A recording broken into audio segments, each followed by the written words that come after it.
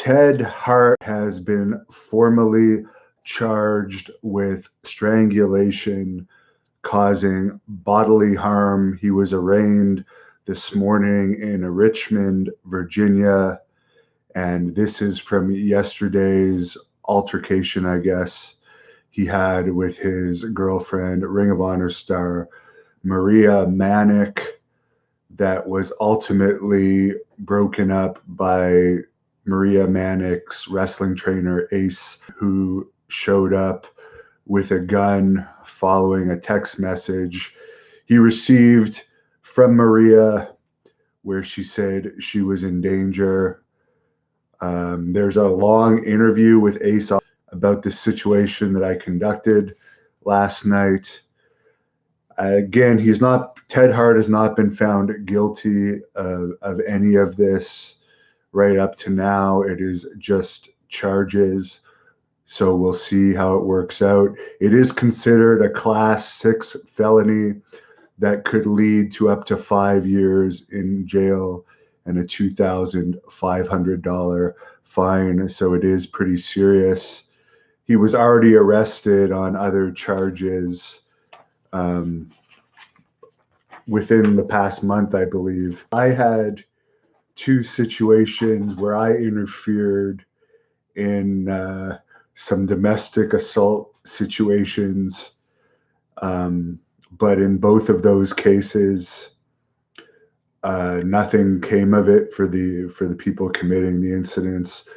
The first time I remember, I was actually only 17, and it was literally just after I won the Canadian Championships in London, Ontario, in amateur wrestling, which I did go on to also defend that title at the Olympic team trials that year. Not the Olympic team trials, the national team trials in BC. But I remember that we all went out that night, the three of us that were made it to the second day of the tournament, and we went to some bar, even though we were underage, 2 years underage, because it was 19 there.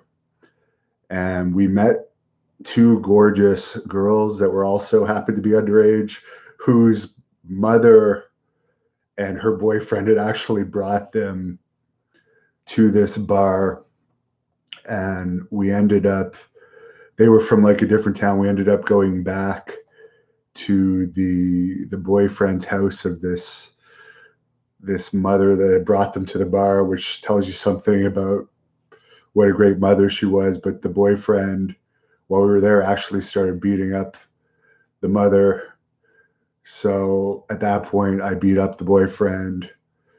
We went down to leave. We were talking in the parking lot of this apartment building what we were going to do, and the guy actually came back to where I beat him up again.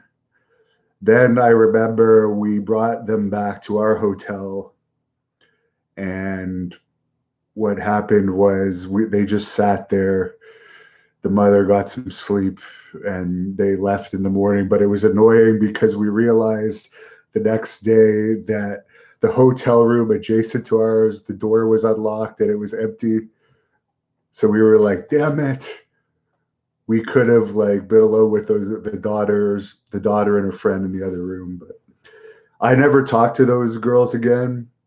But my friend that was with me during that melee did, and he told me that the girl's mother ended up going back with that guy. So my interference that night did absolutely nothing to get her out of that abusive situation, and there's no doubt he probably beat her up more after that.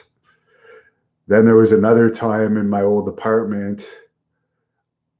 This is funny in some ways, but like it shows me again when you interfere in something like this, it doesn't always make a difference. I was walking up with my laundry. I passed a neighbor's door who I didn't really know. I didn't live there for that long. I heard a girl scream for help, and then I heard a loud bang. So it just happened that the male was like trying to go out the door, and at the same time, I thought I was gonna have to break down the door. So I like body checked the door, and I guess the male went flying against the wall, and the girl was down. And I said, "What? Like, what's going on here?"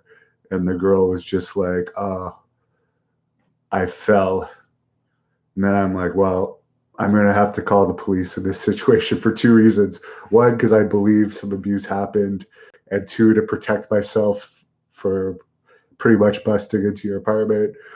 So I did call the cops, and nothing came of that either. So when you interfere in these situations, doesn't always make a difference. And as I said, Ted has only been charged so far. He's not necessarily been found guilty of anything, and who knows if Maria Manic, what she's going to say when she testifies. I would be open to interviewing her, though, if anyone knows her and she wants to talk to me. I'll read a couple of your questions. Can I interview DDP about helping Sunny? I have done a short interview with DDP on here, but he doesn't want to do a shoot interview, and I don't really know him that well. Could they deport Ted? Ted's father is an American citizen.